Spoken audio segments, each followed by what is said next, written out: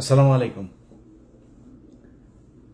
1 বছর পূর্তি হয়েছে। 1 বছরের মধ্যে বাংলাদেশে এই মুহূর্তে কোনো চাঁদাবাজি নাই, কোনো ঘুষ নাই।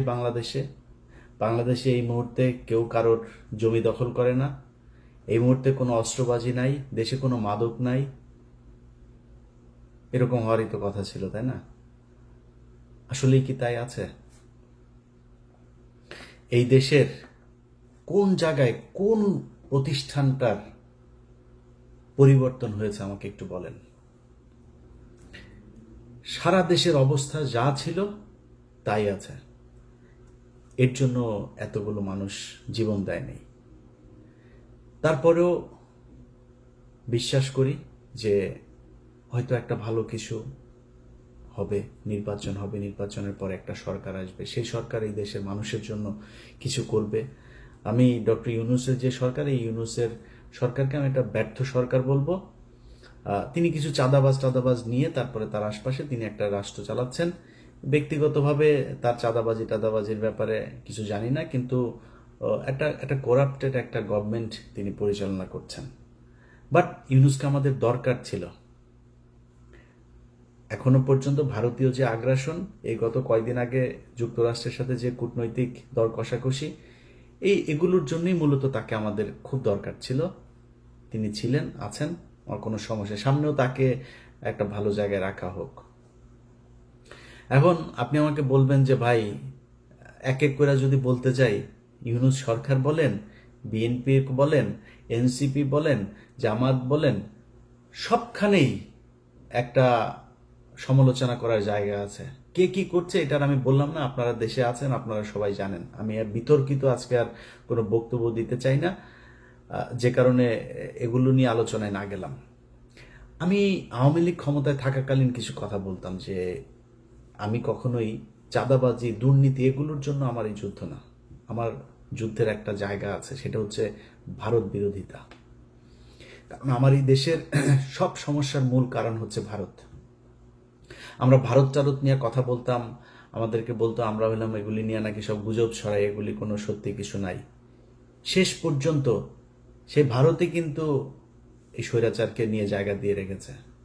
এই ভারতীয় এখনো পর্যন্ত তাদের জায়গা থেকে দেখেন, 2 দিন আগেও ভারতীয় পররাষ্ট্রমন্ত্রী বলে যে আমাদের খুব কি বলে, কি দৃষ্টি, সূক্ষ্ম দৃষ্টি না কি যেন এক দৃষ্টি রাখছেন তিনি।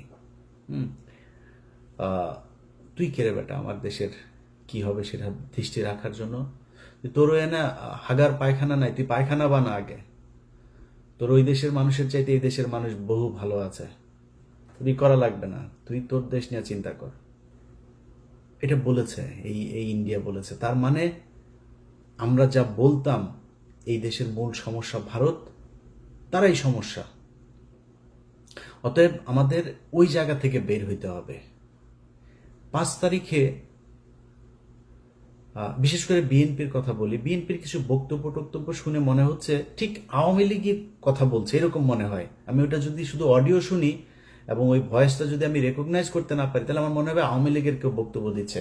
ওনারা এখন মুক্তিযুদ্ধের চেতনায় বিশ্বাস করেন। ওনারা পাকিস্তানের রাজাকারদেরকে, কারা নাকি রাজাকার, চিহ্নিত যুদ্ধাপরাধী, ওই যে পোস্টার সরানো নিয়ে হয়েছে না, চিহ্নিত যুদ্ধাপরাধী।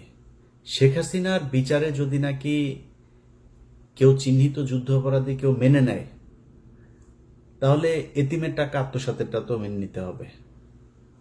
খাম্বা নিয়ে যেগুলো বলে সেগুলো তো মেনে নিতে হবে, তাই না? মানবেন নাকি? সাকা চৌধুরী তো জামাত করতো না, তারটা মানবেন? মানে একটু মানবেন একটু মানবেন না, এটা তো হইতে পারে না। আমি শেখ হাসিনার কোনো বিচারই মানি না। দেখেন না, এখন পর্যন্ত দেশে যাইতে পারি নাই কেন জানেন?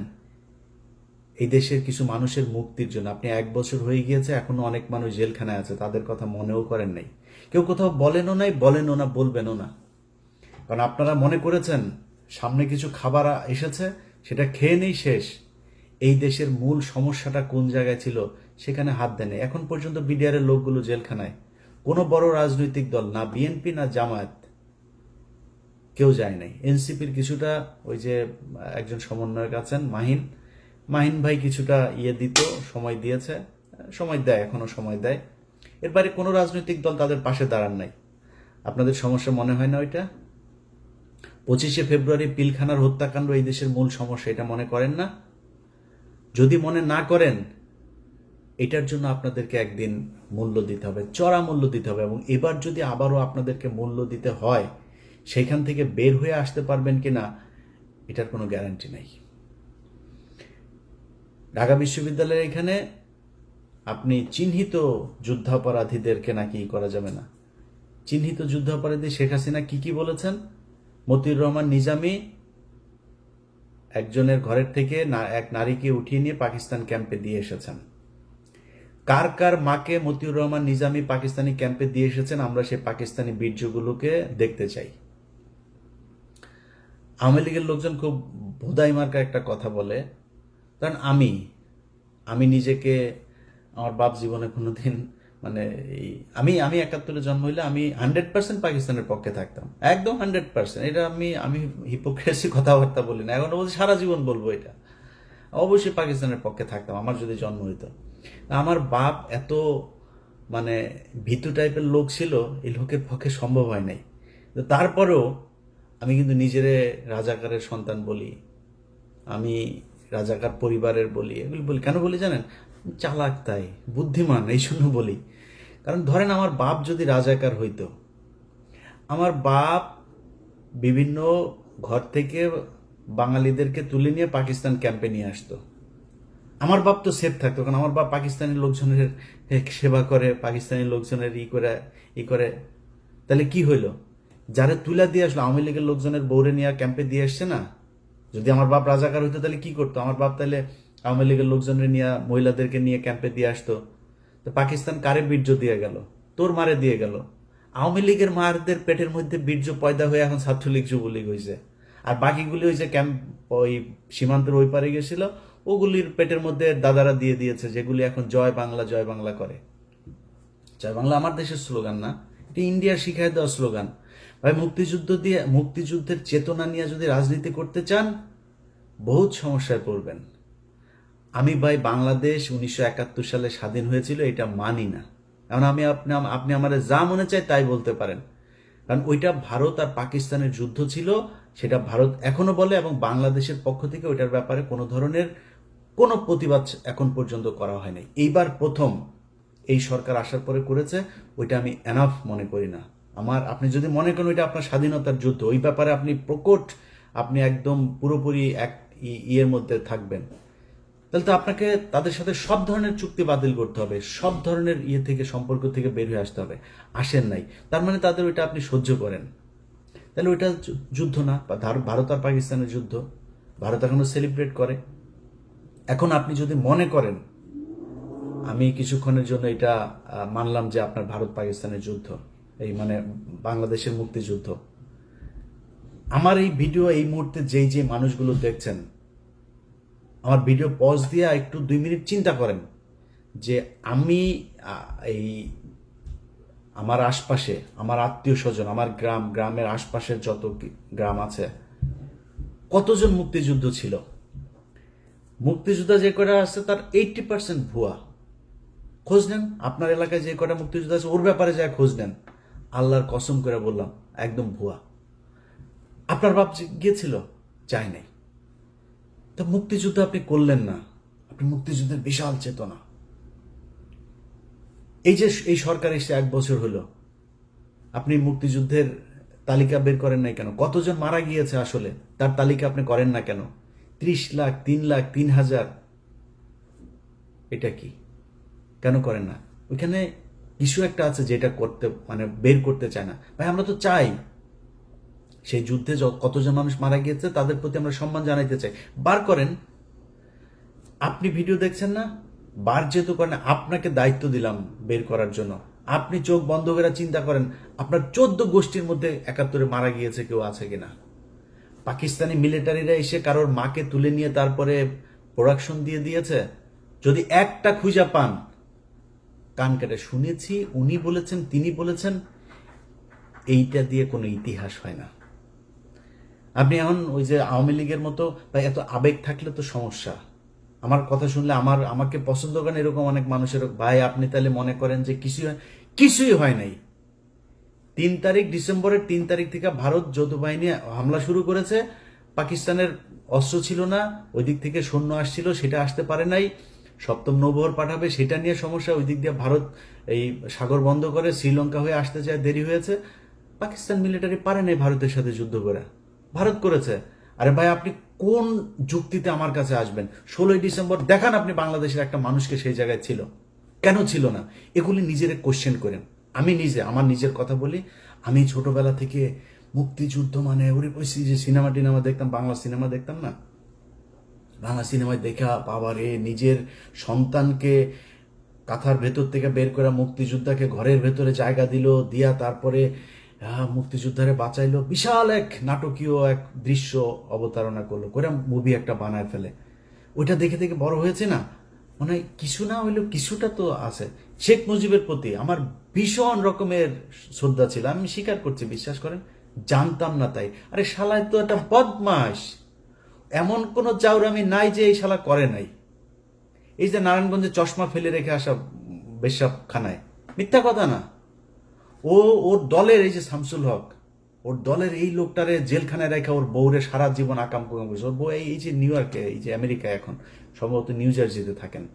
এই শালা, এই যে পাপনের মা, এই পাপনের মারে এই যে রাষ্ট্রপতি ছিল জিল্লুর রহমান, এই শালায় তো ওরে কিছু করতে পারতো না। এই শালা শেখ মুজিব ওর এই আইবি রহমানরে আকাম কুকাম করতো। এটা নিয়ে শেখ মুজিব এই শেখ হাসিনার পরিবারে বিশাল গ্যাঞ্জাম হইতো। সুন্দরী ছিল তো, শেখ মুজিব এটারে করতো। বাকশাল ভাই, একটা মানুষের কোনো দল হবে না, খালি আমার দল একা।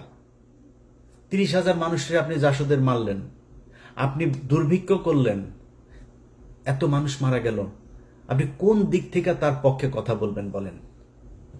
তারপর ওই যে 7ই মার্চের ভাষণ শুনলে আমার নিজের লোম দাঁড়ায় যেত ভাই। ছোটবেলায় আস্তে আস্তে, বিশেষ করে কয়েকটা বই পড়ার পরে ভাই আস্তে আস্তে বুঝলাম ঘটনা তো আসলে অন্য কিছু।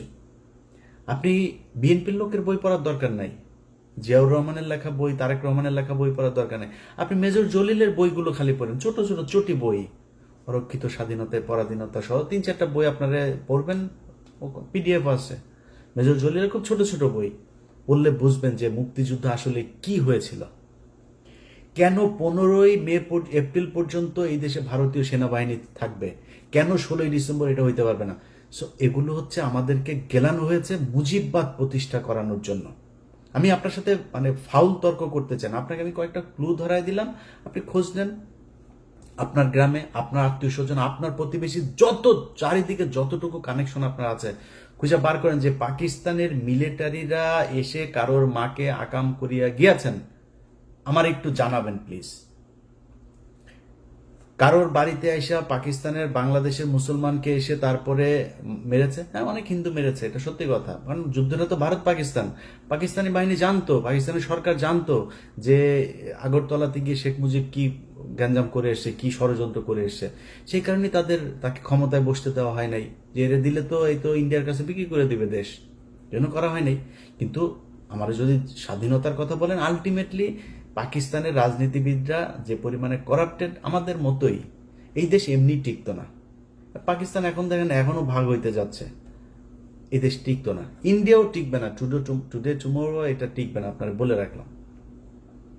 তা আমরা স্বাধীন হইতেই হতো, বাট এই যে আমাদের যে গল্প সাজিয়ে দিয়ে দেওয়া হয়েছে, এই ন্যারেটিভ তো আওয়ামী লীগের ন্যারেটিভ, ইন্ডিয়ান ন্যারেটিভ।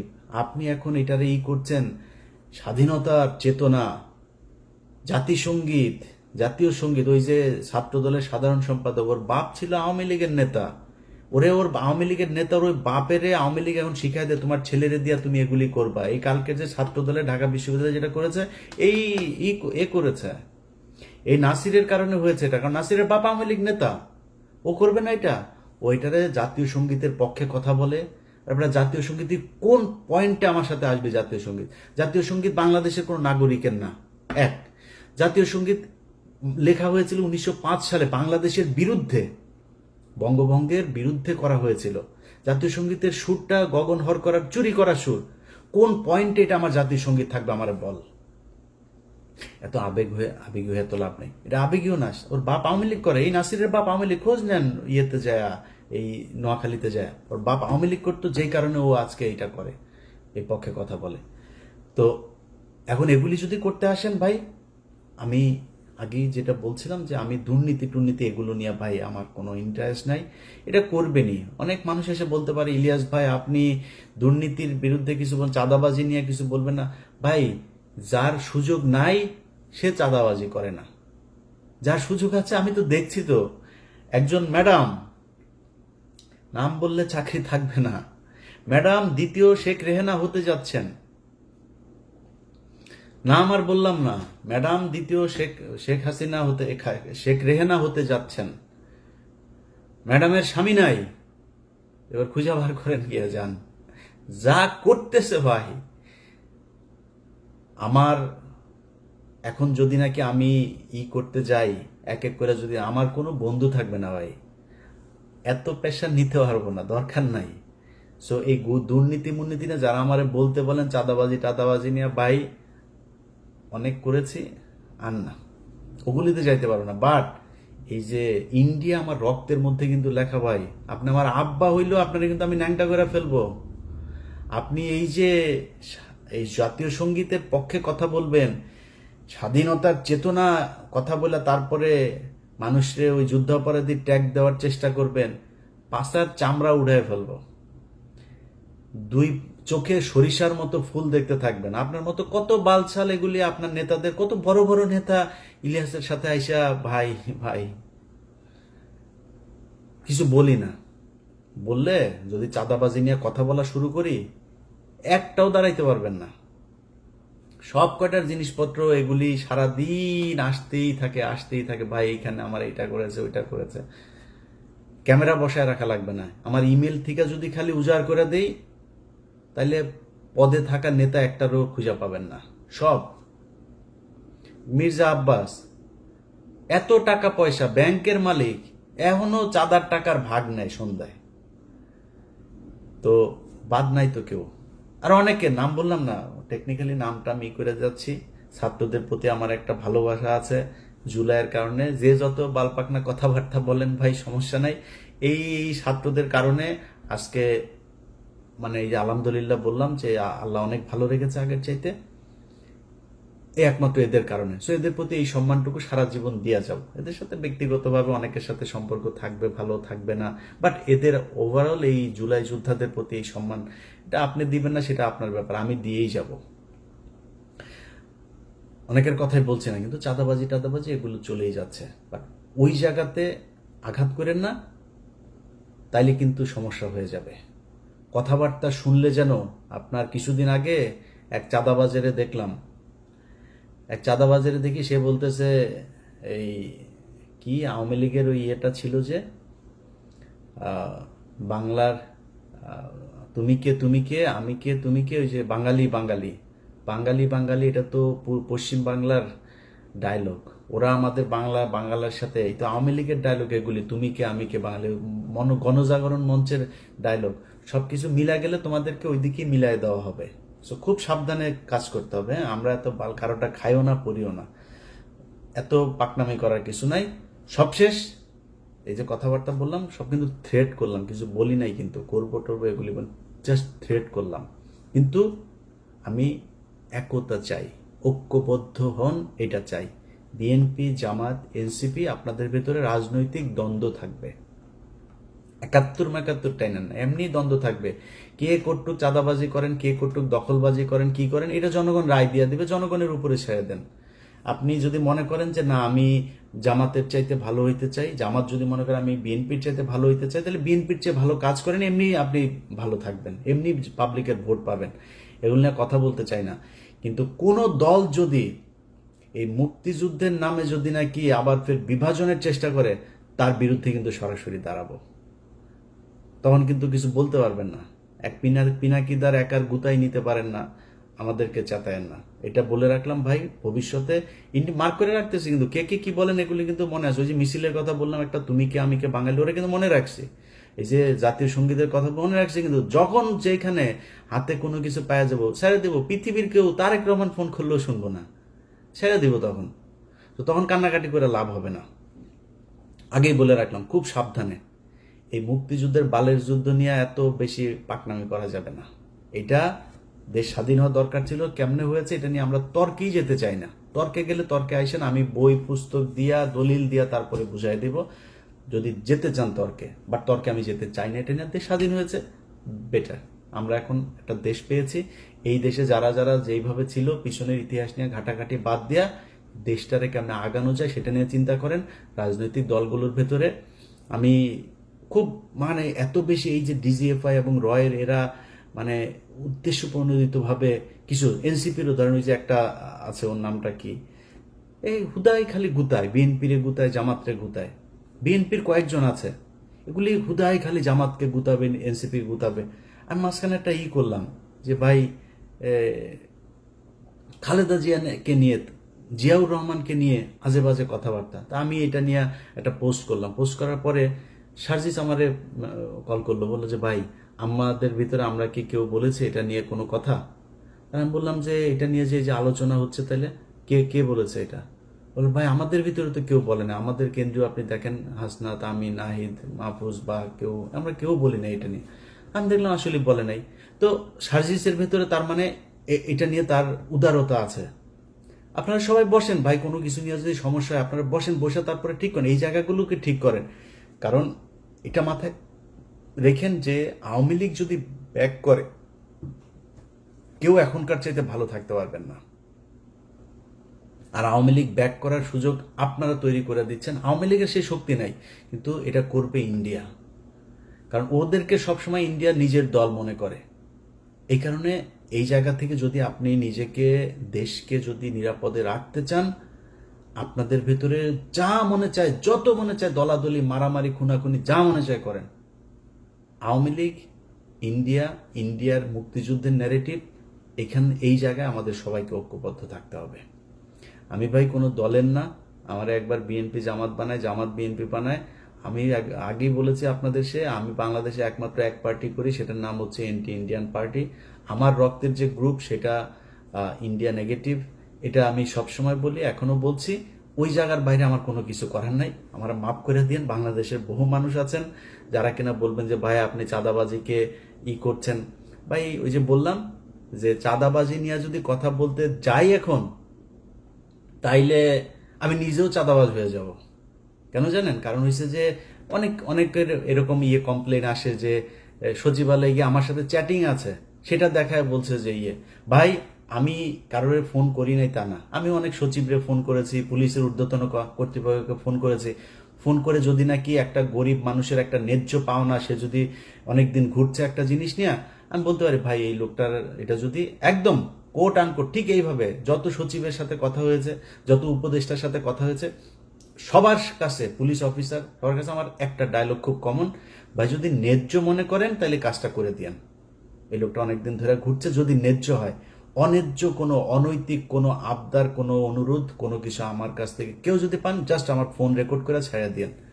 এখন আপনি যদি আমার নামে আপনার কেউ ভয় দেখায়, আপনি দুর্নীতি করেন, আমার ভয় দেখায় যদি কেউ আপনার কাছে টাকা পয়সা চায়, আপনি যদি দেন, আমি কি করবো? আমার কিছু করার নাই তো।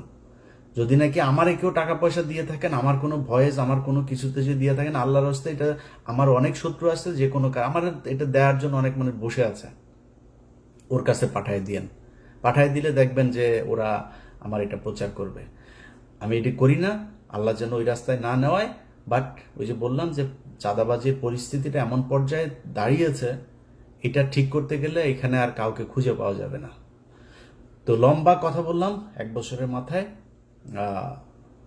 আপনাদের সবার কাছে আবারও সবশেষ অনুরোধ থাকবে, ভাই প্লিজ ঐক্যবদ্ধ হন। ঐক্যবদ্ধ যদি না হতে পারেন, তাহলে আমাদের দেশের সামনে অনেক খারাপ পরিস্থিতি বিরাজ করবে।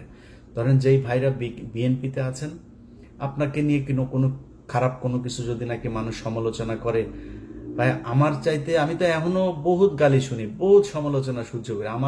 আমারে প্রচন্ড ভালোবাসে এরকম মানুষের সংখ্যা যেমন আছে, আমাকে ঘৃণা করে এরকম মানুষের সংখ্যাও আছে। এই যে এই পরিস্থিতির ভেতরে আমি, যারা আমার সমালোচনা করে, আমি তাদের সমালোচনা অনেক কিছু, আসলে কি আমার এটা ঠিক হয় নাই, আমি নিজে ভুল করি, আমার ফেসবুকে যে পোস্ট দেখেন না, আমার ফেসবুকের পোস্ট কিন্তু ধরেন 50% বা তারও কম আমি করি, 50% আমার অ্যাডমিনরা করে। আপনারা হয়তো অনেকে মনে করেন অনেক পোস্ট বোধহয় আমি মনে হয় পোস্ট করি, এরা করে। ইদানিং আমি সবাই বলে দিয়েছে যে পোস্টের সংখ্যা একটু কমায় করতে। তো এখন এই যে আমার যত ধরনের সমালোচনা টমালোচনা যা যা কিছু আছে, এখান থেকে অনেক কিছু শিখি, আমি অনেক কিছু শিখে তারপরে আমি আমার কাজ করি। আপনার নিয়ে সমালোচনা করলে তার শত্রু মনে করার কারণ নাই। শেখ হাসিনা আজকে এই অধপতনের কারণ একটাই, সে সমালোচনা সহ্যই করে না। যারা তেলবাজি করেছে তাদেরকে কাছের মানুষ মনে করেছে। এটা যদি মনে করেন, পরিণতি শেখ হাসিনার মতোই হবে। অতএব নিজের সমালোচনা করা শেখেন। আত্ম উপলব্ধির মাধ্যমে যদি আপনি নিজেকে তৈরি করেন, আমার মনে হয় সেটা আপনার জন্য, আপনার দলের জন্য, দেশের জন্য, সবার জন্য আমাদের ভালো কিছু হবে। সবাই ভালো থাকবেন। আবারও বিজয় দিবসের শুভেচ্ছা। আওয়ামী মুক্ত একটা নতুন বাংলাদেশ দেখতে চাই। আল্লাহ হাফেজ।